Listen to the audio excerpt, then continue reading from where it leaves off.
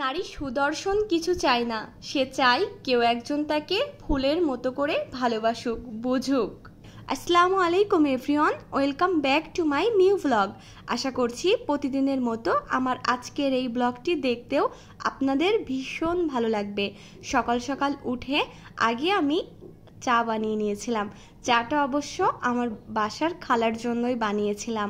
তারপরে আমি আমার ডাইনিং রুমটা ক্লিন করে নিচ্ছি। যেহেতু খালা রোজা নাই, সকাল সকাল আর কি খেতে দিতে পারি, তো ভাবলাম একটু চা করেই খাওয়াই আর তোমাদের সাথেও একটু শেয়ার করি। সকালবেলা সব কিছু দেখতে ভালো লাগলেও ডাইনিং রুমের অগোছালো ভাবটা দেখতে আমার একদমই ভালো লাগে না। এই জন্য সব কাজের আগেই আমি ডাইনিং রুমটা ক্লিন করে নিই। খুব সুন্দর করে অয়েল ক্লাথটা পরিষ্কার করে নিয়েছি। তারপরে ডাইনিং রুমটা ঝাড়ু দিয়েও নেব। অলরেডি খালা বাসা থেকে চলেও গিয়েছে। তোমাদের সাথে খুব ভালো একটা নিউজ শেয়ার করি। হ্যাঁ, আমি কালকে বাসায় যাচ্ছি শপিং করার জন্য। যেহেতু আমার মন খারাপ হচ্ছিল আর রোজাও অনেক মন খারাপ করছিল সবার শপিং করা দেখে, তো আমার হাজব্যান্ড বলল যাও, আমাদেরও খারাপ লাগছে, কেনাকাটা করো। ও তো এখান থেকেই কেনাকাটা করে নেবে, কারণ ইজি, বাটা, অ্যাপেক্স এগুলা তো সব জায়গায় প্রায় থাকে। আর আমি না এগুলা থেকে তেমন একটা কেনাকাটা করি না। আমি আমার যে মেন বাজারটা আছে আমাদের বাসার, সেখান থেকেই কেনাকাটা করি। আর যদি সেখানে পছন্দ না হয় তাহলে আমি যশোরেই আসব। ডাইনিং রুমটা ক্লিন করে আমি চলে এসেছি এই রুমটা ক্লিন করতে। যেহেতু বাসায় যাব, সব কিছু আমাকে গুছিয়ে রেখে যেতে হবে। বাসায় যেও আমার কোনো শান্তি নাই। রান্না করে রেখে যেতে হবে। ঠিক 2-3 দিনের জন্য যাব, 2-3 দিনের রান্না করে তারপরে আমাকে রেখে যেতে হবে।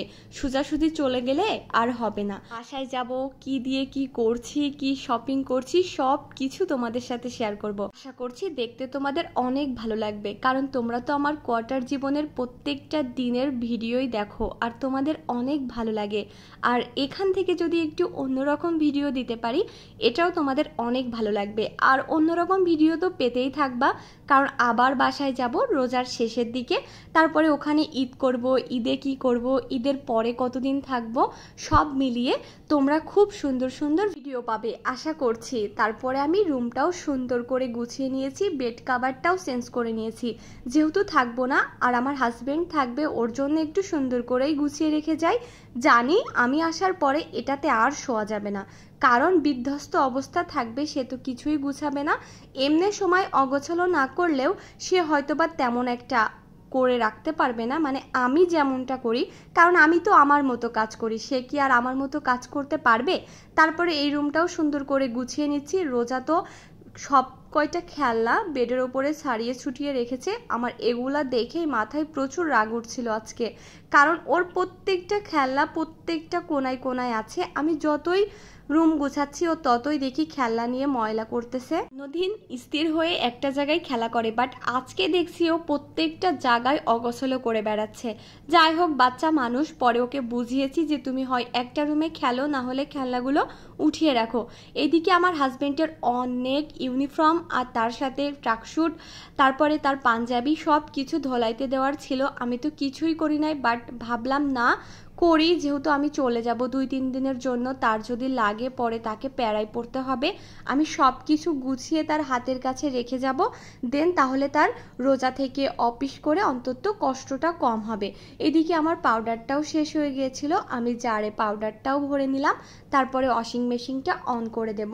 এটাতে 1-1.5 ঘন্টা সময় লাগবে, 80% শুকিয়ে দেবে।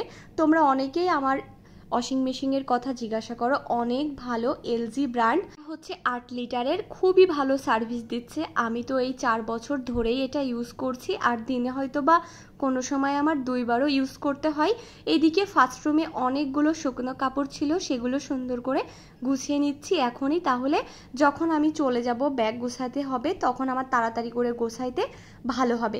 আর আজকে তেমন একটা রান্নাও নেই, আমি একেবারে সেহরিতে রান্না করব, তার জন্য ফ্রিজ করে রেখে যাব, সে বার করবে আর খাবে।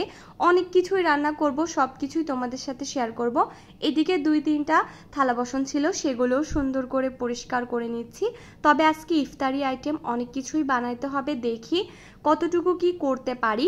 আর আমার তো ভীষণ ভালো লাগছে যে আমি বাসায় যাব, কেনাকাটা তো পরের কথা, কিন্তু বাসায় যে যাব তোমাদের সাথে একটু সুন্দর ভিডিও শেয়ার করতে পারবো, আর আমি একটু খোলা আকাশের নিচে যেতে পারবো, সবার সাথে কথা বলতে পারবো, মিশতে পারবো, ভাবলেই অনেক ভালো লাগছে।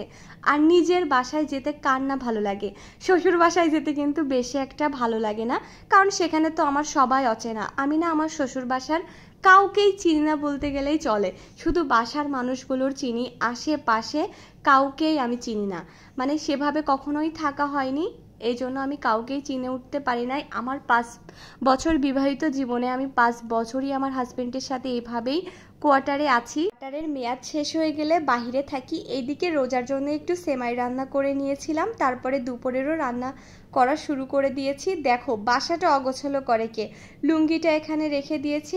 এই রুমটায় এসে দেখি রুমের ভিতরে বালিশ নাই, বালিশ কোথায় গেল? 2-3টা বালিশ নিয়ে যেয়ে মাঝখানের রুমে ঘুমিয়ে আছে। মেয়েকে ঘুম পাড়িয়েছে, তাও উল্টা করে, মানে ঠিকঠাকভাবেও ঘুম পাড়াইনি। তারপরে একটু ইফতার আইটেমও করেছিলাম, তারপরে আমি একটু নিজের হাতে একটু ফালুদাও বানিয়েছিলাম। ফালুদাটা অনেক সুন্দর হয়েছিল, তোমাদের সাথে অবশ্যই একদিন রেসিপিটা শেয়ার করে দেব। তারপরে আমি সব কিছু রেডি করার পরে আমার তো এখন ভীষণ কাজ রয়েছে, কারণ ইফতার করার পরে আমি 1 মিনিটও বসে থাকতে পারবো না। আর আজকে তোমরা আমার সেমাই রান্না করা দেখে মনে করতেছো যে আমি রোজা নাই, না আমি রোজা আছি। আমি রোজা বেবির জন্যই সেমাই রান্না করেছিলাম, ভাবলাম ইফতারের জন্যও আমি সেমাইটা রেডি করি আর ওকেও একটু বিকাল টাইমে নাস্তাটা দিই, তাই জন্য সকাল সকালই করেছিলাম। তোমরা সবাই ভালো থেকো, আজ এই পর্যন্তই, আল্লাহ হাফেজ।